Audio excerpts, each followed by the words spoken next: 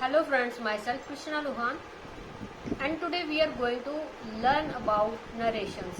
Narrations क्या होते हैं इसको समझने से पहले हम छोटी सी बात डिस्कस कर लेते हैं। जैसे कि आप जानते हैं कभी कहीं भी बच्चों की या बड़ों की लड़ाई होती है तो उसमें 3 व्यक्ति तो ऑलमोस्ट होते ही हैं।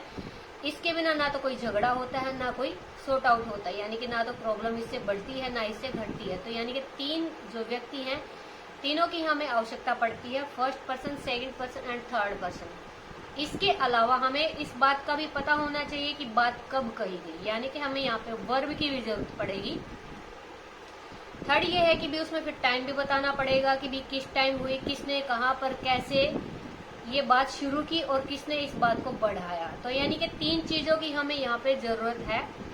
फर्स्ट क्या है कि इसमें हमें पर्सन्स को चेंज करना होता है, सेकंड इसमें हमें टेंसेस को चेंज करना होता है, थर्ड इसमें जरूरत होती है कुछ यूजफुल वर्ड्स की, जैसे कि हमें लास्ट नाइट को हमें प्रीवियस नाइट में, टुडे को दैट डे में, हियर को देयर में एंड दीज को दोज में। इसी तरह से कुछ वर्ड्स होते हैं जिनको हमें चेंज करना होता है। तो इन्हीं 3 चीजों के ऊपर चलिए हम आज नरेशन सीखते हैं। नरेशन में मेनली आपको मैं बिल्कुल डिटेल में और बिल्कुल स्टार्टिंग से बताऊंगी, 1 बाय 1 मैं आपको समझाऊंगी। तो आप एक एक वीडियो और एक एक कंटेंट से रिलेटेड जो भी तथ्य होंगे आप उनसे जुड़े रहिए और वीडियो को पूरा ही देखिए, क्योंकि अगर आप वीडियो पूरा नहीं देखते हैं तो ये कंटेंट कभी भी आपको क्लियर नहीं होता है। चलिए दोस्तों, अब 2 मेंबर्स की जो लड़ाई हुई थी उसको हम सॉर्ट आउट करते हैं। सॉर्ट आउट करने के लिए किसी भी झगड़े के नियम कानून हमें पता होने चाहिए, तभी हम अपनी बात को रख पाएंगे। अब नरेशन हम करने जा रहे हैं, ये इंग्लिश का टॉपिक है, आपका पार्ट ऑफ स्पीच का एक पार्ट है। नरेशन हिंदी में इसको कथन कहते हैं, रिपोर्टेड स्पीच भी बोलते हैं, इसका दूसरा नाम है रिपोर्टेड स्पीच। ओके, अब रिपोर्टेड स्पीच के 2 भाग होते हैं। फर्स्ट है डायरेक्ट स्पीच, इनडायरेक्ट स्पीच। यानी डायरेक्ट क्या होती है, जब एक स्टार्टिंग वाला बच्चा दूसरे बच्चे को जो भी बात बोलता है, यानी कि बिल्कुल फेस टू फेस जो पहली बात कही गई है। अब वो बच्चा जो दूसरा बच्चा है वो टीचर के पास जाने वाला बच्चा, शिकायत लगाने वाला बच्चा, आप भी उसमें से एक हो सकते हैं। इनडायरेक्ट यानी उसकी बात को इनडायरेक्ट जाके बताएगा कि उसने मुझसे ऐसे कहा था। अब 2 बातें हो गई, थर्ड पर्सन की भी बात करते हैं हम। फिलहाल हम समझ लेते हैं डायरेक्ट स्पीच, इनडायरेक्ट स्पीच में अंतर क्या होता है। डायरेक्ट स्पीच क्या होती है, जो कि हमेशा इन्वर्टेड कोमास के अंदर होती है। आपने कभी भी सेंटेंस देखी होगी तो वो इन्वर्टेड कोमास के अंदर जो सेंटेंस होती है उसको हम बोलते हैं डायरेक्ट स्पीच। इनडायरेक्ट स्पीच में ये कोमास हट जाते हैं, कभी कभी इसमें दैट, इफ, वेदर, इस तरह के जो कंजक्शन है वो लग के कोमास हट जाते हैं। अब जो डायरेक्ट स्पीच है इसमें रिपोर्टेड वर्ब जैसे से, सेज, सेड, ऐसी वर्ब इसमें आप देख सकते हैं। ही सेड, ही सेज, ही से, इस तरह से। इसके बाद कोमा उसको हटा देते हैं। कब हटता है कोमा, जब ये इनडायरेक्ट स्पीच में हमारी सेंटेंस जो है चली जाती है। और उसमें हम क्या ऐड करते हैं, मैंने अभी आपको बताया, दैट, इफ, वेदर, इस तरह से कंजक्शंस हम ऐड करके इन्वर्टेड कोमा हटा देते हैं और सेंटेंस को इनडायरेक्ट वे में यानी बिल्कुल विदाउट इन्वर्टेड कोमाज हम उसको यहाँ पे रखते हैं। अब इसी में आगे आ जाते हैं रिपोर्टेड वर्ब। डायरेक्ट स्पीच में ये जो मैंने अभी आपको वर्ब बताई हैं, से, सेड, ये हमेशा रिपोर्टेड वर्ब कहलाती हैं। इनको इनडायरेक्ट में चेंज करते हुए क्या ऐड करना होता है वो भी मैंने अभी आपको बताया, दैट, इस तरह से इफ, वेदर लगते हैं। सेड को हम चेंज करेंगे सेड दैट में। अगर आ जाता है ही सेड तो उसको हम करेंगे ही सेड दैट में कर देंगे, इन्वर्टेड कोमा हट जाएगा। सेड टू को चेंज हमेशा करते हैं, जब कभी भी सेड टू आ जाता है उसको हमेशा एक वर्ड में डाल देते हैं, टोल्ड में, और दैट है कोमास की हटाने के बाद लगता है टोल्ड में, ठीक है। सेज और से, इसके बाद हमेशा दैट लगता है, इसमें कोई चेंज नहीं होता। शैल, विल, से, यानी कि ये फ्यूचर इंडेफिनिट की सेंटेंसेस हैं, वर्ड्स हैं। इसमें अगर हम इनडायरेक्ट स्पीच में लेके जाएंगे तो क्या होगा, शैल, विल में से एक आएगा, से का से ही रहेगा, क्योंकि हमेशा शैल और विल के बाद जो भी वर्ब आती है फर्स्ट आती है। तो इसके बाद दोस्तों दैट लगा के इसको भी हम बिल्कुल सिंपल सेंटेंस में, अफर्मेटिव सेंटेंस में लेके आएंगे। अब हम अफर्मेटिव ही सीख रहे हैं, इसके बाद हम आगे नेक्स्ट वीडियो में इंटेरोगेटिव में, ऑप्टेटिव और इंपेरेटिव सेंटेंस में, एक्सक्लेमेटरी सेंटेंस में नरेशन को हम करना सीखेंगे। अब दोस्तों हालांकि यहाँ पे बात रूल्स की चल रही है तो यहाँ पे कुछ प्रोनाउंस भी होते हैं, जैसे कि मैंने स्टार्टिंग में वीडियो में आपको बताया। Change of pronouns. इसके लिए मैंने आपके लिए वीडियो भी बनाई हुई है, आप वहां पे जाके चेंज ऑफ प्रोनाउन यानी कि प्रोनाउन का जो टॉपिक है वो देख सकते हैं, जिससे आपको और ज्यादा अच्छे से समझ आएगा। प्रोनाउन को समझने के बाद आपके लिए नरेशन है बिल्कुल आसान हो जाएंगे। अब इसमें प्रोनाउन के लिए सब्जेक्टिव, ऑब्जेक्टिव, पॉजेसिव, तीन की इसमें ज्यादा महत्ता होती है, यानी कि तीन चीजें प्रोनाउन से रिलेटेड नरेशन में सबसे ज्यादा जरूरी होते हैं। जैसे कि अगर सेंटेंस में आ जाता है डायरेक्ट स्पीच में या फिर इनडायरेक्ट में, सब्जेक्ट के रूप में अगर आई आ जाता है तो उसको हम ऑब्जेक्ट में मी में, और पॉजेसिव में माई और माइन में। इस तरह से ये टेबल मैंने आपके लिए यहाँ बनाई है, आप देख सकते हो। इसको यहाँ से लर्न कर लीजिएगा, क्योंकि अगर आपकी ये चीजें और ये चीजें क्लियर नहीं है तो आप नरेशन को बिल्कुल भी चेंज नहीं कर पाएंगे। सेम दैट वो गलत हो जाएगा आपका। आई को मी में, ऑब्जेक्ट में और पॉजेसिव में माई और माइन में चेंज करते हैं। वी अगर आ जाता है तो उसको ऑब्जेक्टिव केस में अस में लेके चलते हैं, और अगर पॉजेसिव में जाना है तो आर और आर्स में कर देंगे। यू सब्जेक्टिव केस में आता है तो ऑब्जेक्टिव में उसको यू सेम रहेगा, और पॉजेसिव में लेके चलेंगे तो योर और योर्स में। इसी तरह से आप देख सकते हो, इनको अच्छे से लर्न कर लीजिएगा। यहाँ पे इंटेरोगेटिव जो प्रोनाउन है वो भी है। हु आ जाता है तो उसको ऑब्जेक्टिव उसका क्या होगा, हुम, और यहाँ पे इसका पॉजेसिव केस क्या बनेगा, हुज। नेक्स्ट इसमें देखिए दोस्तों, हमें क्या चीज और चेंज करनी है। जैसे कि मैंने आपको बताया कि प्रोनाउन के साथ साथ जो वर्ब्स हैं, टेंस हैं, वो चेंज हमें करने होते हैं। इसके बिना कोई भी सेंटेंस आपकी कंप्लीट नहीं होगी, ना ही वो चेंज होगी।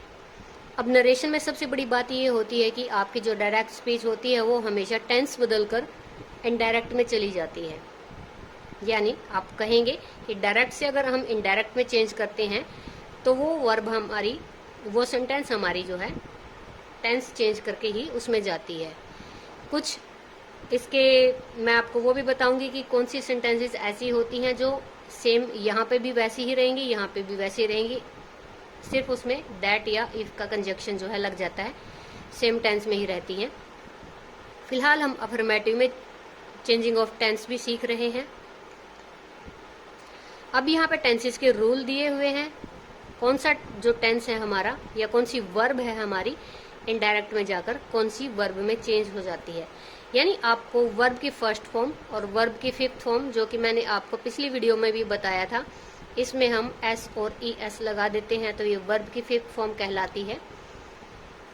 सेंटेंस में डायरेक्ट में अगर आपको वर्ब की फिफ्थ फॉर्म और वर्ब की फर्स्ट फॉर्म नजर आ जाती हैं तो आप उसको डायरेक्ट से इनडायरेक्ट में ले जाते हुए किस में चेंज कर देंगे, वर्ब की सेकंड फॉर्म में।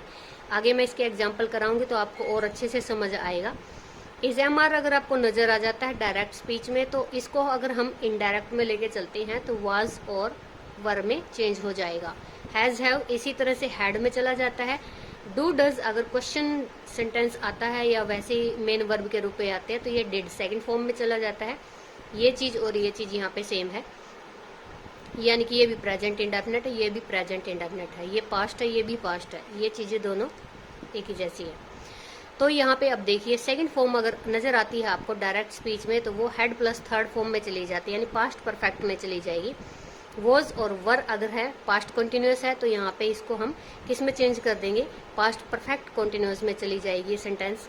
या फिर अगर इसको हम सेकंड फॉर्म के हिसाब से लेके चलते हैं, पास्ट इंडेफिनिट के हिसाब से लेके चलते हैं सेकंड फॉर्म के रूप में, तो ये पास्ट परफेक्ट में चली जाएगी। अब इसके बाद है ये मेन वर्ब है, ये हेल्पिंग वर्ब है, यहाँ मेन वर्ब का काम कर रही है तो ये भी चीज सेम ही है। विल शैल अगर आ जाता है तो इसको हम वुड में चेंज करेंगे, विल शैल को वुड में चेंज करेंगे। तो ये है हमारी चेंजिंग ऑफ वर्ब और टेंस बोल सकते हो आप। ये वर्ब्स आ जाती हैं, इनको इनडायरेक्ट में यहाँ पे ऐसे चेंज करते हैं।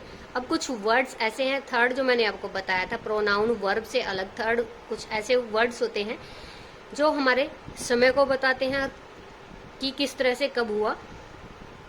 जैसे कि दिस आ जाता है तो दैट में चेंज होगा, दीज दोज में चेंज होगा, हियर देयर में चेंज होगा, नाउ देन में, जस्ट भी देन में चेंज होता है, अगो बिफोर में हो जाएगा। ये शब्द अगर आपके डायरेक्ट स्पीच में आ जाते हैं तो इनडायरेक्ट में आप इनको इन में चेंज कर देंगे, यानी कि इन शब्दों में आप इनको कन्वर्ट कर देंगे। ठीक है, ये शब्द भी आप देख लीजिए, इनको भी लर्न कर लीजिए। एक बार नज़रों से निकाल लेने के बाद आपको ये जो है वहाँ पे स्टक करेंगे और आप इनको चेंज कर देना।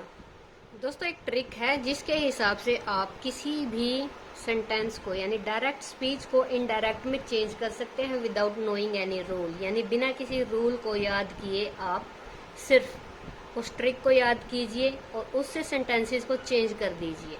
लेकिन उसके लिए भी मैंने आपको बताया कि कुछ वर्ड्स जो मैंने अभी अभी आपको समझाए हैं वो आपको पता होने चाहिए। तो ये ट्रिक है मैं आपके साथ शेयर कर रही हूँ। इन्वर्टेड कोमास हटाओ, दैट लगाओ, जो कि मैंने आपको बताया कि डायरेक्ट से इनडायरेक्ट में जाते हुए हमेशा कोमास को हटा के दैट लगाया जाता है। अगर आपको रिपोर्टेड स्पीच के इनडायरेक्ट स्पीच में फर्स्ट पर्सन नज़र आता है तो आप सब्जेक्ट पे जाइएगा, सेकंड नज़र आता है तो ऑब्जेक्ट पे जाना है, थर्ड आएगा तो वो उसको चेंज नहीं करते हैं, वो नो चेंज में ही रहता है। इन्वर्टेड कोमा हटाना है, दैट लगाना है। फर्स्ट पर्सन नज़र आता है सेंटेंस में आपको तो सब्जेक्ट पर जाना है, सेकंड नज़र आएगा तो ऑब्जेक्ट पे, third is for no change, third का कोई चेंज नहीं हो। यहाँ से हम अफर्मेटिव सेंटेंसेस को कन्वर्ट करने के तरीके सीख रहे हैं या नियम सीख रहे हैं। तो यहाँ पे मैंने आपके लिए सिर्फ अफर्मेटिव सेंटेंसेस को ही लिया है, क्योंकि एक ही वीडियो में सारे हर तरह के जो चेंजेस है वो लाना और सिखाना बहुत ही मुश्किल होता है, बहुत लंबी वीडियो बनेगी और आप उससे बोर भी हो जाओगे। Today we are going to understand only affirmative sentences and that we are going to convert into indirect speech. First sentences direct speech में पहला उदाहरण है, यहाँ एग्जाम्पल है, देखिए। He said you are very smart. यहाँ पे देखिए इन्वर्टेड कोमा लगा हुआ है, इसको हम बोलते हैं रिपोर्टेड स्पीच, यानी सेंटेंस का हमेशा इन्वर्टेड कोमास वाला पार्ट रिपोर्टेड स्पीच कहलाता है और जो इससे इन्वर्टेड कोमा से बाहर होता है वो हमेशा रिपोर्टेड वर्ब कहलाता है। चलिए अब देखते हैं। He said you are very smart. अब जैसे कि हमने रूल को याद किया था, अभी जो लास्ट में मैंने ट्रिक आपको बताई थी, फर्स्ट पर्सन है तो सब्जेक्ट पे जाना है, सेकंड पर्सन है तो हमें ऑब्जेक्ट पे जाना है। तो यू मैंने क्या बताया था आपको, प्रोनाउन की टेबल में यू सेकंड पर्सन होता है। अब यू सेकंड पर्सन तो यहाँ पे कोई ऑब्जेक्ट तो दे नहीं रखा है, सब्जेक्ट वर्ब, ऑब्जेक्ट कुछ नहीं है, तो ऑब्जेक्ट हम हमेशा अपने आप को लगा लेते हैं, यानी आई को। इस सेंटेंस को हम चेंज करेंगे, ही सेड, इन्वर्टेड कोमा हटाओ, दैट लगाओ। अब यू यानी अपने आप को हमने लगाया अपने आप को, तो मैं क्या हूं, आई। आई के बाद हम इसका टेंस चेंज कर देंगे, आर की जगह हम क्या लगाएंगे यहाँ पे आई के लिए, वॉज, आई वॉज। बाकी सेम सेंटेंस ऐसे की ऐसे, क्योंकि इसमें कुछ भी चेंजेबल नहीं है। He said that, inverted coma हटाने के बाद अब इसने सेकंड पर्सन ऑब्जेक्ट पे जाना यहाँ पे, यानी ये मुझसे ही तो कह रहा है, he said that you are very smart, इसने मुझसे ही तो कहा है कि मैं स्मार्ट हूँ, तो मुझसे कहा है तो मैं तो आई हूँ।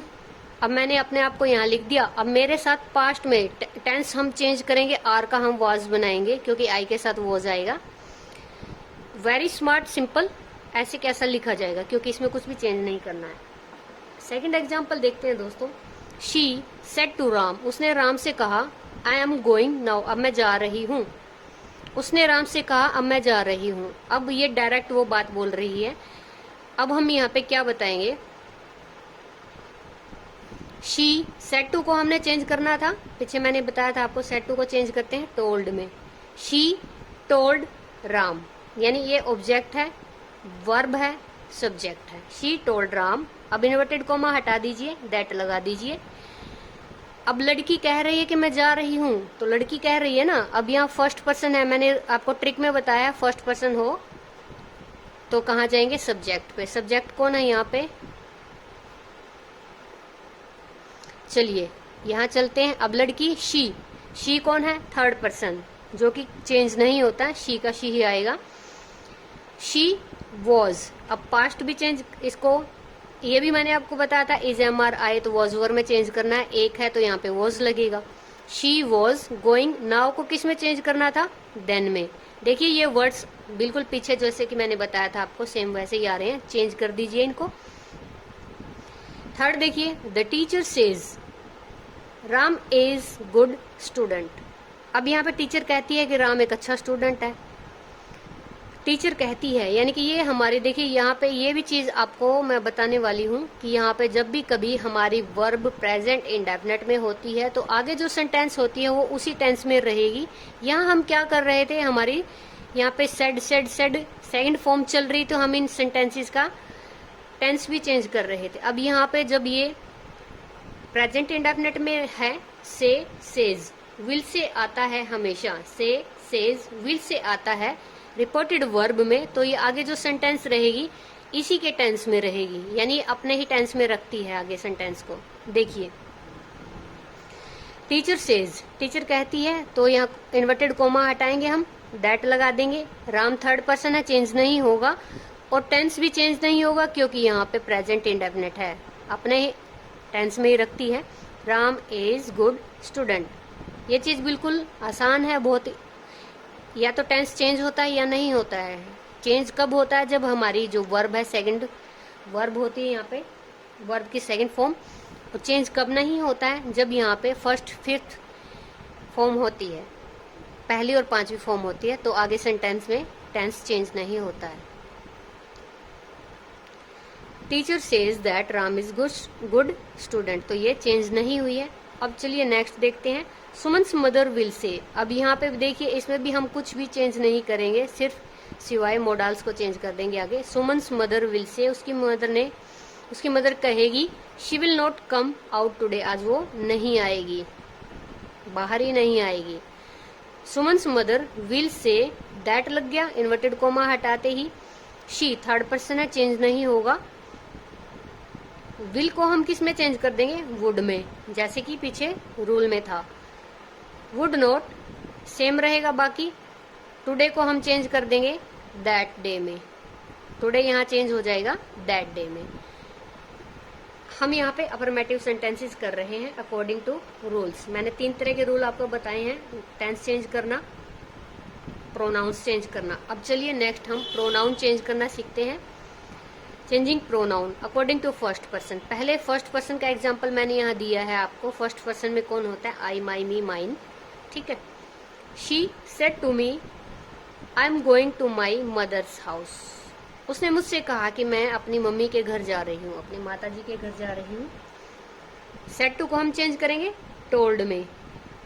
She told me, inverted coma हटाओ, दैट लगाओ। फर्स्ट पर्सन है, सब्जेक्ट पे जाओ, शी आ गई, यहाँ पे टेंस चेंज कर देंगे। क्यों, क्योंकि यहाँ पे सेड है, सेज से, विल से नहीं है। शी वॉज गोइंग टू, अब वो अपनी मम्मी के घर जा रही है, मेरी मम्मी के घर तो जा नहीं रही है, जो मैं यहाँ पे माई लिख दूं। उसकी मम्मी के घर है, वो लड़की है, तो उसका यहाँ पे लड़की के पॉजेसिव केस के लिए हम यहाँ पे हर लिख देंगे, mother's house. Okay, this is clear. Next sentence है, Ram said to the teacher we have arranged the bus for us. Ram ने टीचर से कहा कि हमने अपने लिए या हमारे लिए बस अरेंज कर ली है। अब इसी को इनडायरेक्ट वे में बोलेंगे तो कैसे बोलेंगे, राम ने टीचर से कहा, टीचर को बताया कि उन्होंने बस को अरेंज कर लिया है उनके लिए। दे देम, दे का पॉजेसिव केस क्या बनता है यहाँ पे, देम। राम सेड टू को टोल्ड में कर देंगे। द टीचर इन्वर्टेड कोमा हटाएंगे, दैट लगाएंगे, और वी को हम करेंगे दे में चेंज, क्योंकि राम ने कहा है उन्होंने बस अरेंज कर ली है, उसके इनडायरेक्ट स्पीच में बनेगी दे। टेंस चेंज कर देंगे, हैड अरेंज्ड अ बस फॉर, दे का पॉजेसिव केस यहाँ पे बना देम। ओके, अब अकॉर्डिंग टू सेकंड पर्सन हम यहाँ पे सेंटेंसेस को कन्वर्ट करेंगे। She said to him you can take your bag. उसने, लड़की ने लड़के से कहा, यानी उसने उससे कहा you can take your bag, तुम ले सकते हो अपना बैग, तुम अपना बैग ले सकते हो। अब लड़की ने लड़के को कहा कि वह ले सकता है उसका बैग। इनडायरेक्ट में तो इसी तरह से बनेगा। शी सेड टू को टोल्ड में चेंज कर देंगे, हिम इन्वर्टेड कोमा हटा के यहाँ पे क्या लगा दिया, दैट। सेकंड पर्सन है तो ऑब्जेक्ट पे जाएगा, यहाँ पे ऑब्जेक्ट का, हिम का, ऑब्जेक्ट का क्या बनता है, सब्जेक्ट क्या बनेगा यहाँ पे, ही, हिम, हिज, तीन ही चीजें थी। हिम को सब्जेक्ट के रूप में यहाँ ही में ले लेंगे और ही के साथ कैन को चेंज कर देंगे टेंस, ही कुड टेक। अब वो लड़का अपना बैग ले रहा है तो यहाँ पे ही के लिए हिज आएगा बैग, लड़की होती तो हर आता। थर्ड पर्सन के अकॉर्डिंग चलिए चेंज करके बताते हैं आपको। थर्ड पर्सन में कौन होते हैं, ही, शी, इट, दे या किसी पर्सन का नाम। My father said to me, मेरे पिताजी ने मुझसे कहा, Ram has brought a watch for his sister, Ram अपनी बहन के लिए एक घड़ी लाया है। क्या लाया, अपनी बहन के लिए घड़ी लाया है। अब इसी सेंटेंस को इनडायरेक्ट वे में बताएंगे तो कैसे बनेगी, मेरे पिताजी ने मुझसे कहा कि राम उसकी बहन के लिए घड़ी लाया है। राम थर्ड पर्सन है, चेंज नहीं होगा। माई फादर, सेड टू को टोल्ड में कर देंगे, मी, इन्वर्टेड कोमा हटा के दैट लगाएंगे, राम का राम ही रहेगा, थर्ड पर्सन है। टेंस चेंज करेंगे तो हैड आ जाएगा। थर्ड फॉर्म ऐसे की ऐसे रहेगी। अ वॉच ऑब्जेक्ट सेम रहेगा। फॉर हिज सिस्टर, हिज का, क्योंकि राम ही है, चेंज नहीं हुआ तो यहाँ पे हिज का हिज ही रहेगा। ओके, तो ये सेंटेंस मैंने बताई आपको अकॉर्डिंग टू थर्ड पर्सन।